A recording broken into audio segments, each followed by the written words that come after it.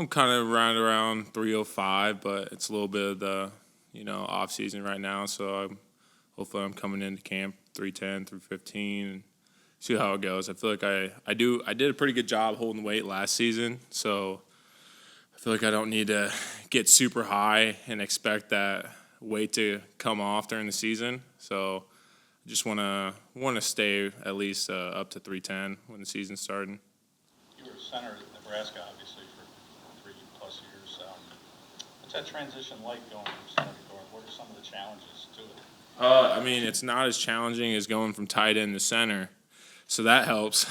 But it's been fun. It's super helpful having Kelce next to me, telling me how things are supposed to be done, and watching Landon do it, and then Isaac was a pro at it last year, so being able to just watch film every day, what those guys do, and how Isaac handled himself, and how he handled, just different, all of his footwork. It's you don't have to have the same footwork for every block, and people do things differently. So it's cool getting to see that. I think I can still, go in and still be an athlete at right guard like I can be at center.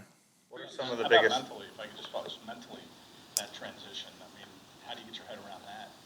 Yeah, I think it's right now in the process is mentally is like getting in a right guard and being able to communicate with tackle and center from like the guard perspective. Right now or last year it was all kind of center communicating. Communicating was huge at center, getting everybody on the same page. And right now it's like kind of feeding information into Kelce and it's a little bit different communication wise, just being able to talk to tight end, tackle, and then center, and just more or less feed information into people making calls instead of making sure everybody's on the same page.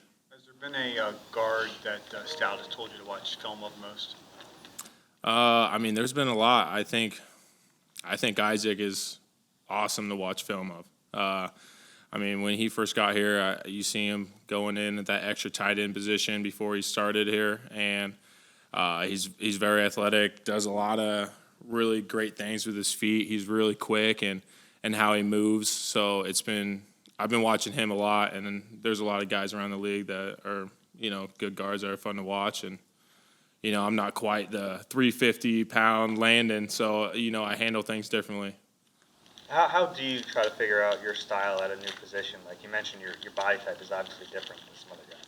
Yeah, I think we're still playing the game of football, hitting people, so just trying to, go to my strengths. I want to be an athlete any spot I am, so I don't want to fit like a pizza cutter mold of whatever like a right guard's supposed to be. I just want to be out there and be a good old lineman.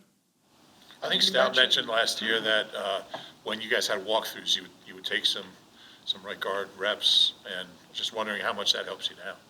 It does help. I think it helped a lot just for center because you don't want to just memorize your calls and do everything. Like you want to know the scheme in and out. We want to know where the ball is supposed to hit, what calls should be here, and if defense is different, it's not just like this call goes to that call. It should be like, well, I want the ball to hit there. I know the scheme. So when you're at guard, then it's like you get a little more perspective of what everybody else is doing around you, and you're learning the scheme instead of memorization.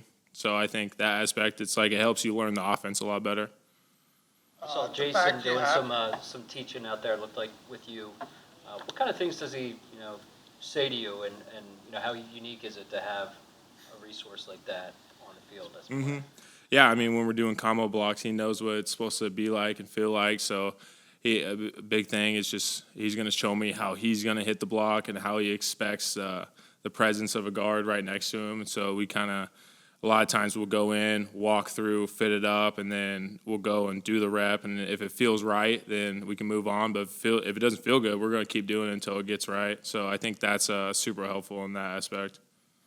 How much is your experience at center? You mentioned the communication changes and you got to relay it to Kelce, things like that. But does it make it easier for you to have, all that experience at center and knowing that whole scheme? Does that make the transition a little bit easier? I think it can. We'll see when the season comes and bullets are flying. I think that's the real test. But But I mean, right now, scheme wise, like since I was able to learn the scheme and play a little guard last year, and it helps knowing the offense. Now it's kind of getting that body in the right spots, moving, getting my feet correct, and doing more of the physical stuff, I guess. What stood out about Tyler Steen? He's smart and he's coachable. He learns well, and I mean, he does a lot of things really well. So super excited what he's going to bring to this team. When Jason decided to come back, I would imagine you guys probably had a conversation about it. What can you share about that? Was he trying to gauge, how you would feel, or maybe send a message about your future or anything like that? Yeah, I mean, I reached out and I just said, hey, congrats, you had a hell of a year. I'm so pumped you're coming back. I can't wait to play with you again.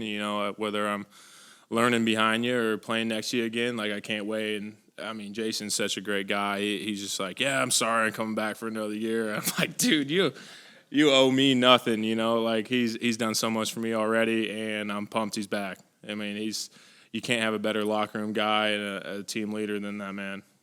You gotta get one more for Cam. How lucky do you feel if the guy's going to be a first ballot Hall of Famer probably, and you get to just pick his brain every day and learn from him? I mean, how lucky do you feel to have that resource? Yeah, I mean, I just try to be a sponge in that room. And obviously, like, you guys see everything that goes on during the field and what goes on during the game. But I think just the way he carries himself, how he talks to coaches, how he talks to young guys and old guys, like, it's different because he's been around. He's a pro, and he knows the game better than anybody. So it's cool getting to see his leadership aspect of that. And, if I can emulate that later on in my career, and the sooner I can get to that point, like, the better, because – I mean, he handles himself so well, and people respect the hell out of him. So being able to just see how he handles himself on and off the field, it's pretty cool.